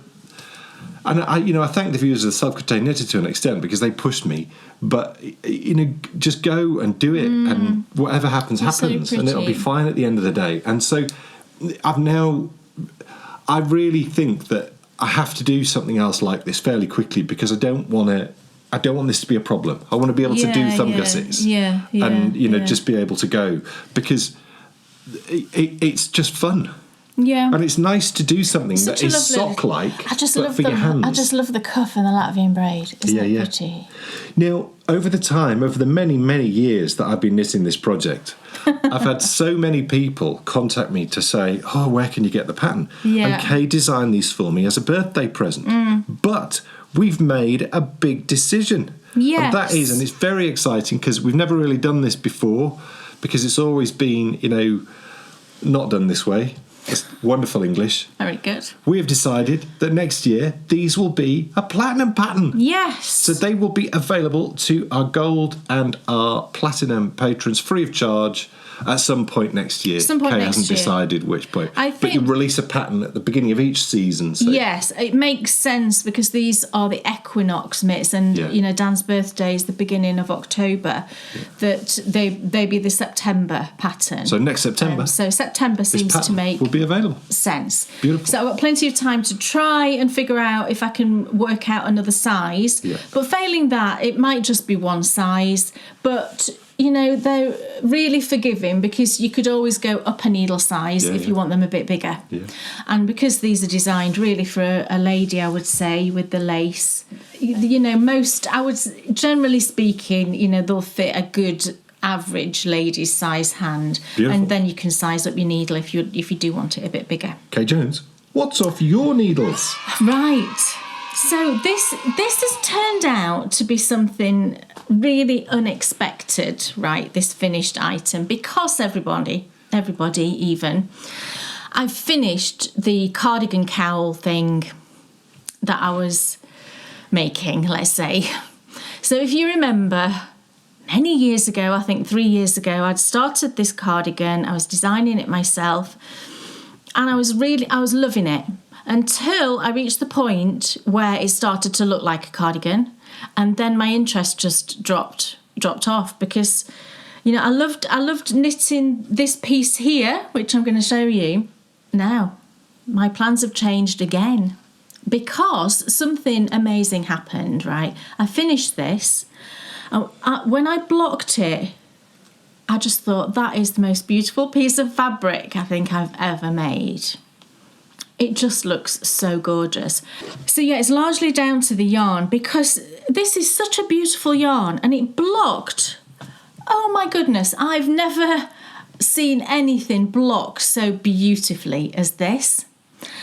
And so here it is. So this is what I'm now calling the Wrappy Do because it just turned out so beautiful, and the size, it came out much longer than I anticipated it would. And actually, in hindsight, this would have been too big for a cardigan.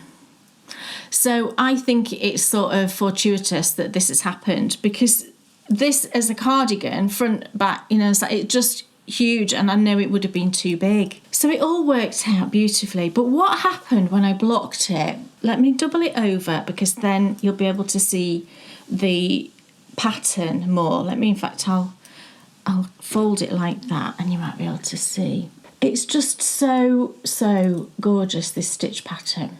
And this fabric, I've never blocked anything and the finished fabrics be so absolutely gorgeous.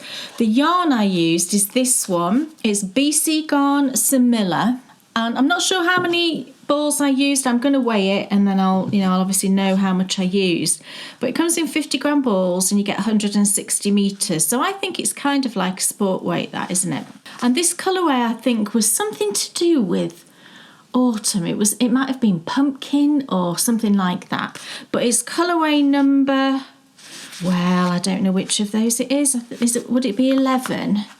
And that other one is the die number, I'm not sure, but there you go.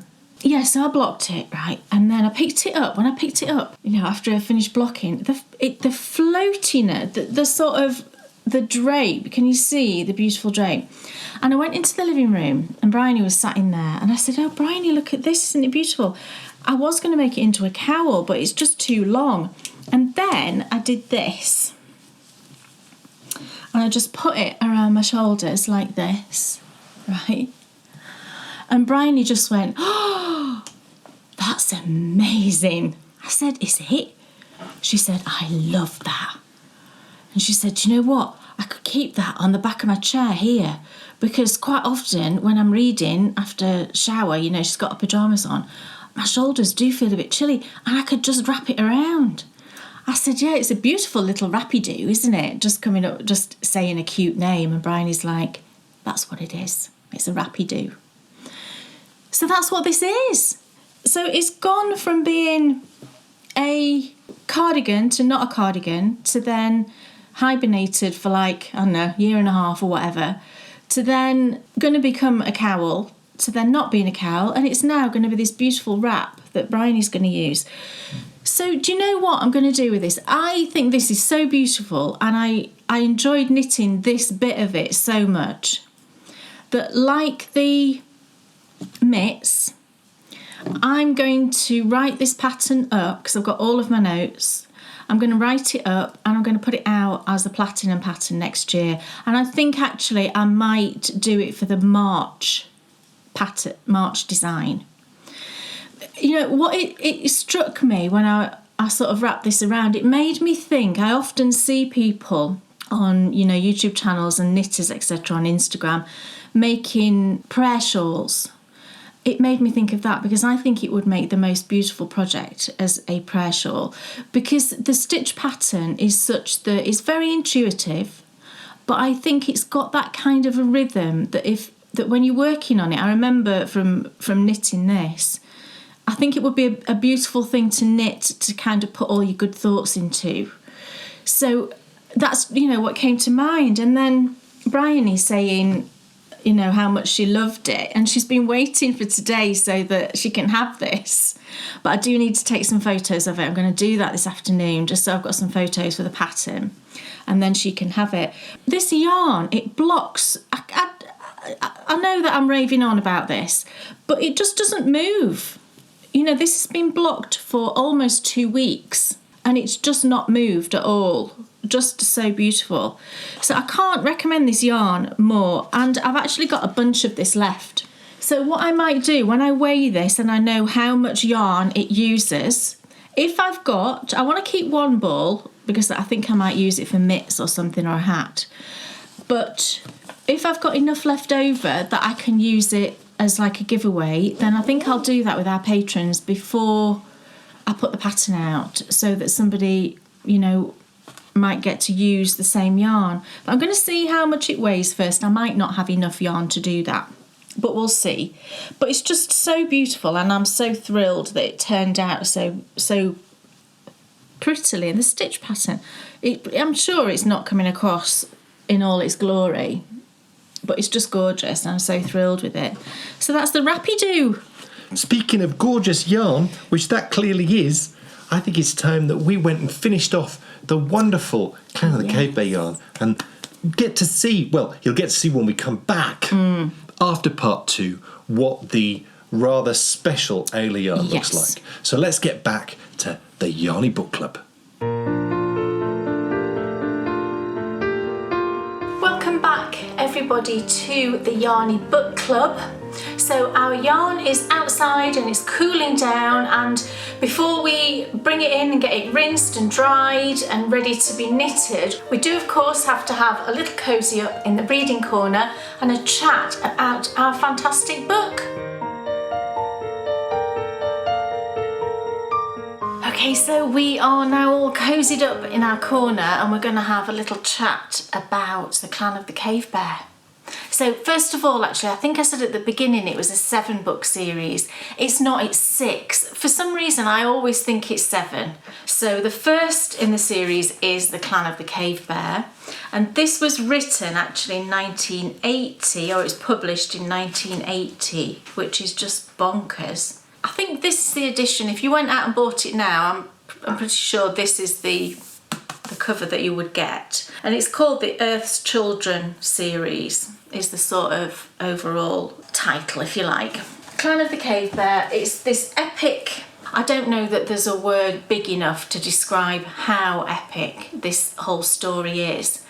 So it centres around Ayla, and as I said before, Ayla is a sort of modern human as we would understand it. And she lives in a time when the Neanderthals were still in existence.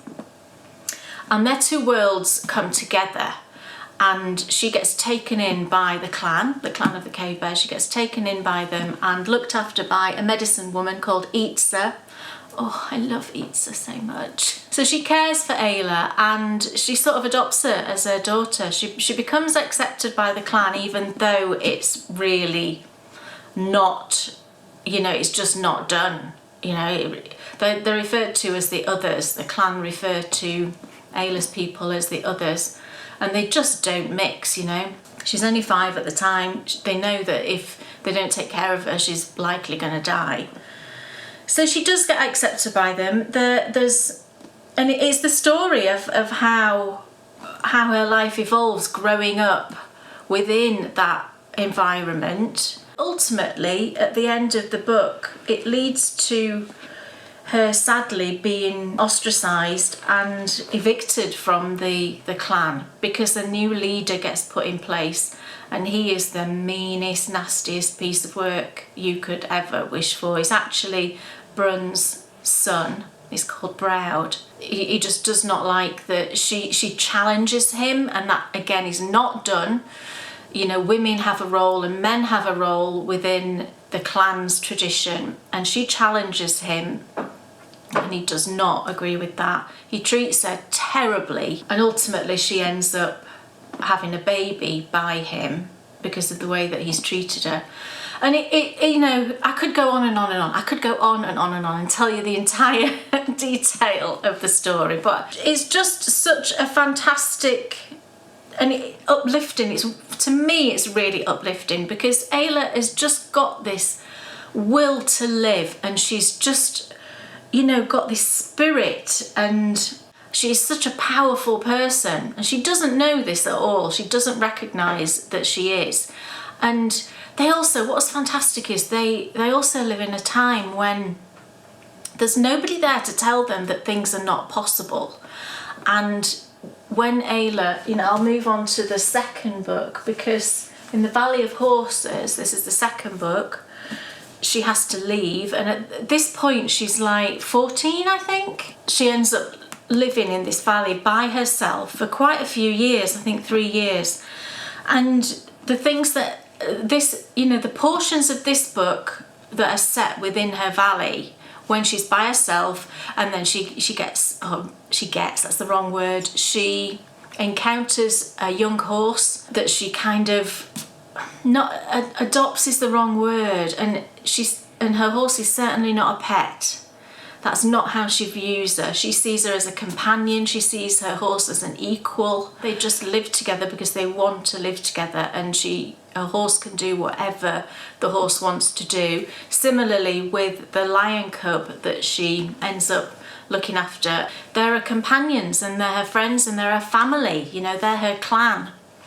So she lives in her valley with her little animal clan, and during that time she makes all of these amazing discoveries about making fire, creating things, and just you know, all just farming and all kinds of things. The Clan of the Cave Bear, not as much as the later books, but there are definitely some adult sections in this book. I would not recommend this book for, you know, for me personally.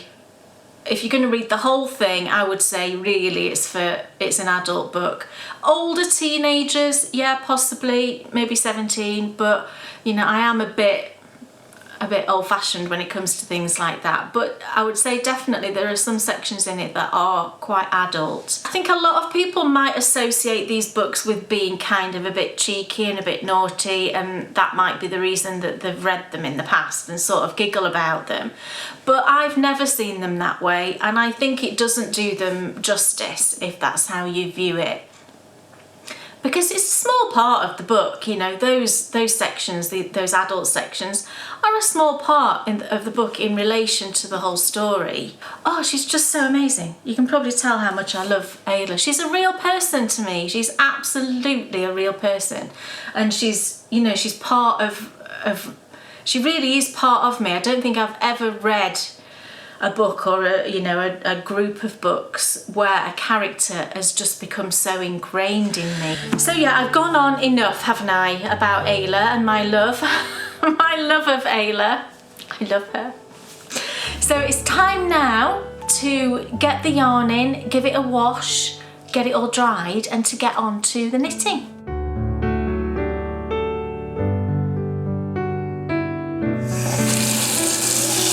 Run in some nice warm water with some lavender eucalypt.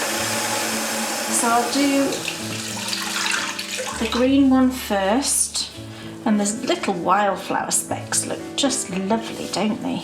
So I'm just going to drop that in and just give it a nice little swim around.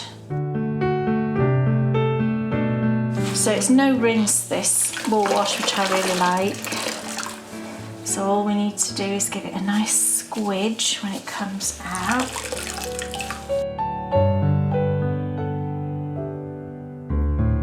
Just get that in.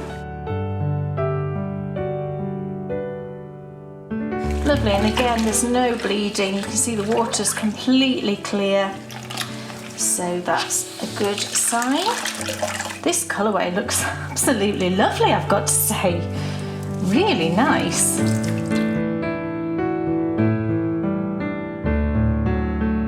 Right, so we are ready now to wind our beautiful Clan of the Cave Bear inspired meadow coloured yarn. Oh, and it's so pretty.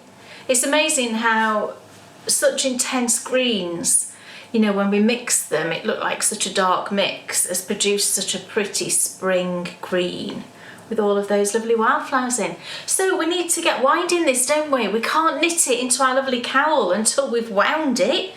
Let's get it onto the Swift.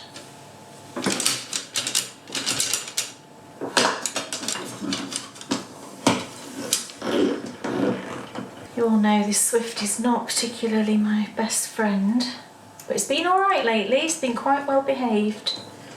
So let's take our ties off. Right. And then I'm just going to make sure that everything is nice and sort of, in the right orientation. That looks good. So let's get winding. And as usual, pray to the winding gods to be kind.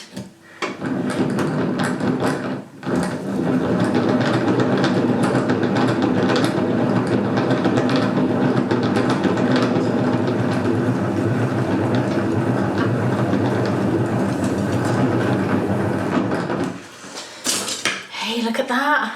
That went really well. That's because you were helping me. You gave me the power of winding yarn. It's wound beautifully. Look at that.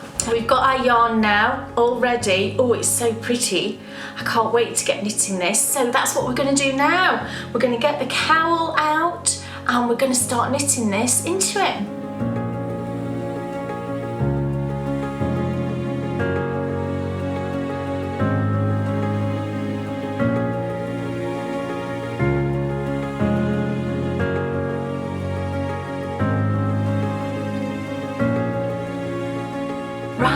So we're all ready now to start knitting our lovely Clan of the Cave Bear yarn. Oh, so nice to say. Into our cowl. So here is our beautiful cowl so far. And it just looks so lovely, doesn't it? I thought it might be useful just to have a little tiny recap on how this cowl is knitted, just in case you're new and you want to cast one on. So I started with 168 stitches. I'm using a 3.25mm 16-inch circular, like a hat size circular. And I've knitted a knit one, purl one rib here in our contrast colour.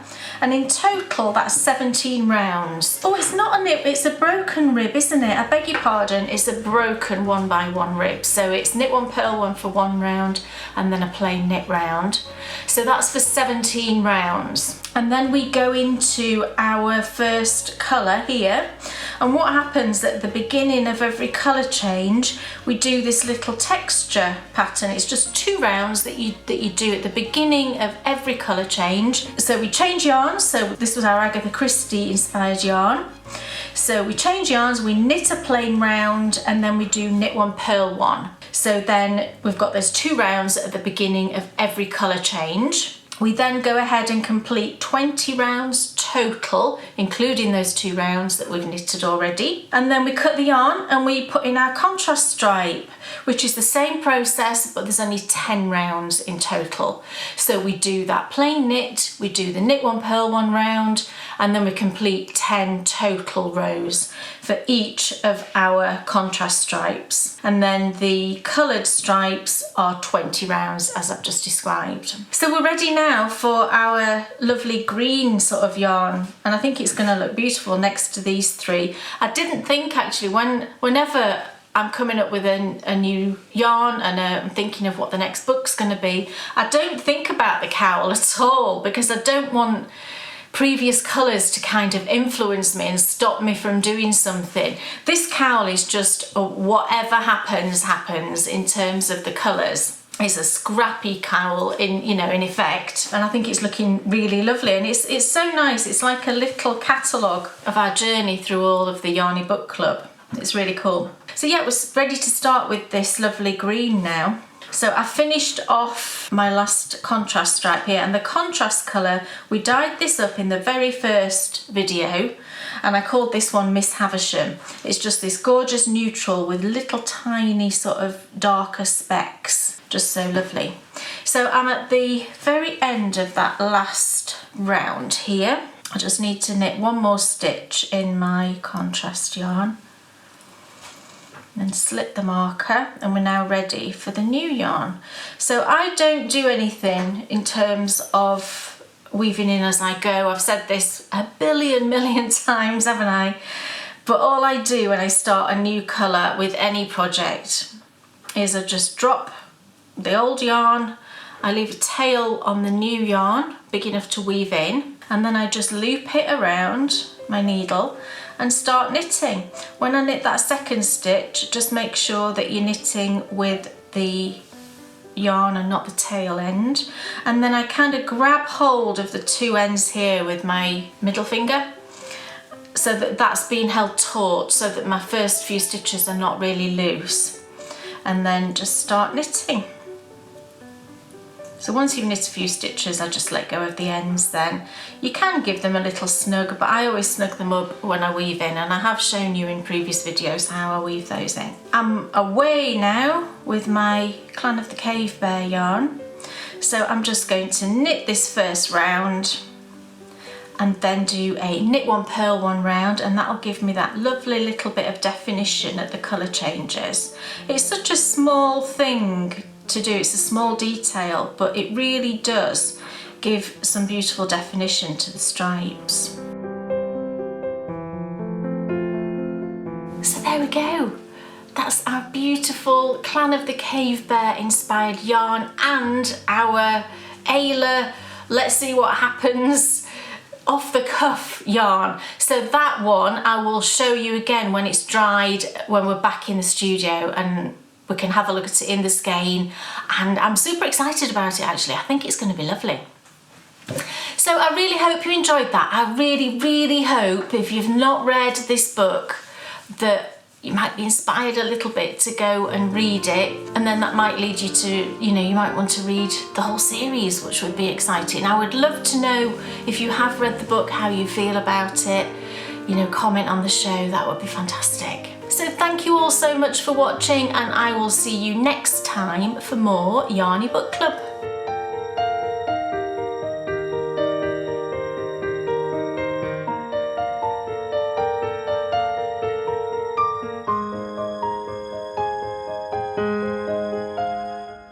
That was just wonderful. And look, here is the gorgeous project with the yarn knitted into it. Yes. I mean, now that is green. It's very green. And that is what the countryside would have looked like. Yeah, because it was late spring. It's about now, about this time of year, so it fits perfectly, really. I love the speckles. You get that freshness of greens, But the speckles just came out so beautifully. And, you know, you just get all these tiny little specks of colour. It's totally got the Valley vibe. Yeah, and Absolutely. it does also make me think of Ayla's Valley in Valley of Horses, which is book 2, which I touched on as well. Yeah. Because I think I love the sections in book 2 where Ayla's in her valley and doing her thing and where she gets her animal friends. I love those sections, I think, the most of anything, because it's just Ayla by herself, learning all these things and living in this environment which is just pure and untainted by us, you know. It's just fantastic. But it came out so pretty. It's just wonderful, and it's so different to the ones that have come before. It's so different, yeah, but I think I'm getting this little catalogue of colours, and that's just so fun. It'd be so fun to wear. It's a gorgeous... Yeah, so we've just got 2 more to go. Just 2 more to go now. Nearly finished. Yeah, it's going to be so lovely. I can't wait to wear it. Yes. And the Miss Havisham colour has just been perfect as a contrast here too. No one cares about that, Kate. They want to see the mystery yarn. So here's the Ayla yarn. And, I mean, it didn't come out quite... I don't know what I imagined, I'll be honest. Blonde and gorgeous. She's blonde hair, blue eyes and beautiful, you know. But it was more than that. She's more than her looks. You know, she's this strong, powerful woman who is not fazed by anything. She's got this, you know, this internal just urge to live and survive. She's a survivor, is what she is. Here's how it came out, and I do really love it. I will make some socks out of this because, you know, I've got to have Ayla socks, haven't I? So you get that gold running through, but then you've got these natural tones, the browns and the greys, and that hint of bluish shade as well in it. I think it came out really lovely. Bryony really liked it. But there's so many ways you could go, you know, with Ayla that it's so difficult. You've nailed it with that one. It's beautiful. It is lovely. Beautiful. It's very different to the green, which I really liked. Yeah. You know, this, to me, looks more like a prehistoric colour. Doesn't that sound silly? No, it does. Definitely. But yeah, love having the Ayla yarn as well. Gorgeous. So the Yarny Book Club is now back in July, and as Kay says, there's just 2 more episodes. 2 more. That's because next time England and Castle Nation returns, and it's time to delve into the stories of some of the Tudor queens. Yeah. And Mary Tudor is going to play a big part in the next episode of England and Castle Nation. And I'm shocked, actually, really shocked at how my opinion has changed of Mary Tudor, because she has a fearsome reputation. Right. You may have heard of, in history, Bloody Mary. Oh, yes. And that is Mary Tudor. Oh. Now, was that reputation warranted? We're going to find out in the next episode of England and Castle Nation. And I'm so looking forward to it. It's going to be immense. Right now, though, it's time for the Endy Bits. Endy Bits, everybody! Now then, our patron exclusive show is coming up on Sunday, the 26th of May.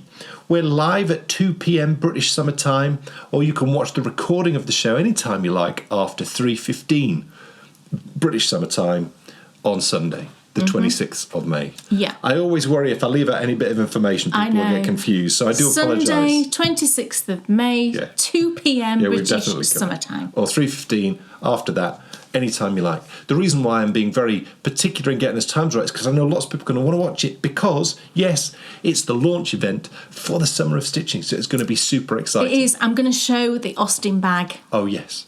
Full details in the show notes below. If you follow the link in the show notes below, and anyone can follow this link, it's open to everyone. So if you just want to find out what's going on Sunday, follow that link and it'll tell you when the show is, what's happening and how you can watch. Can't wait to see you all. We've also got some prizes though to show you today. Yes, so we've got the Scrappy Quilt Sock knit along going on, and thank you all so much for your enthusiasm over this pattern. I published that design on the last show, if you remember, and it was a celebration of our 10 years as the Bakery Bears. So I put that pattern out and it's been really well received, and I've seen so many beautiful socks, and I've seen some people on their second pairs, you know, because they were just so addicted and it went so quick. So we've got the knit along ongoing till the 19th of June. What will actually happen with that, because the 19th of June is a Wednesday and that's when we film the show now. You know, we're filming on a Wednesday, but I don't want to close it until after midnight on the Wednesday. So what I will do is we'll mention it, you know, on that show on the 19th of June, but then the prizes will be on the first show after that. So I've got a couple of prizes that, you know, I'll be giving out for this knit along. There's 2 ways you can enter. You can enter on Ravelry. So there is a thread open in our group on Ravelry, in the Bakery Bears group. So you can post your pictures in there. You don't need to finish the socks, so you can just post a picture of your progress if you don't get finished. So I'll be pulling one prize from that thread, and it's a chatter and a photo thread. So I'll be pulling one from there. And then there's also a hashtag on Instagram, which is hashtag Scrappy Quilt Socks KAL. So I'll be pulling the other prize from there. So I've got 2 prizes, like I say. So the first one, I decided to make this a 2 skein prize, and I've got 2 skeins of one of my favourite sort of newly discovered sock yarns from last year. And it's the Malabrigo Ultimate Sock. And I absolutely love this yarn. So I've chosen 2 colours that I think go really beautifully together. It's these 2, because I thought you could either make 2 beautiful pairs of socks, you could make some stripy socks, or you could use them for a 2 skein shawl, whatever you want. So I've got number 33, which is this gorgeous red, which is Careza. I don't know if I'm saying that correctly. And then we've got this gorgeous grey, which is Pearl. So those 2 skeins are 1 prize. I'm not sure which I'll make the prize for which. And then this is a set of minis, which I thought was appropriate for the theme of the knit along, because it's the scrappy quilt socks. And I just purchased these from Pixie Yarn, one of my favourite dyers of minis in the UK. And I got the Bluebell Fade. Aren't they gorgeous? All those shades of blue. So that's the other prize. Cool. So yeah, we'll be drawing those after, like I say, we'll let you know when the knit along has ended, and then prizes will be the first show after that. So that's it. All finished. Yes. Another wonderful show. When we see you next time, it'll be time, as I mentioned earlier on today, for more England and Castle Nation. Yes. So thank you so much for watching Thank today. you, everybody. And we'll see you next time Happy with more. knitting. Bye. Who's it sitting and knitting? It's Dan and Kay, the bakery bears. Enthusiasm's not quitting for Dan and Kay, the bakery bears. They'll take you to fabulous places of which their favorites they'll share. You better buy a pattern and get yourself a bakery bear. You'll find yourself in a castle while watching the bakery bears. It never feels like a hassle to sit and watch the bakery bears. What's on your shelf or what's in your oven, or maybe a shawl you'll want to wear.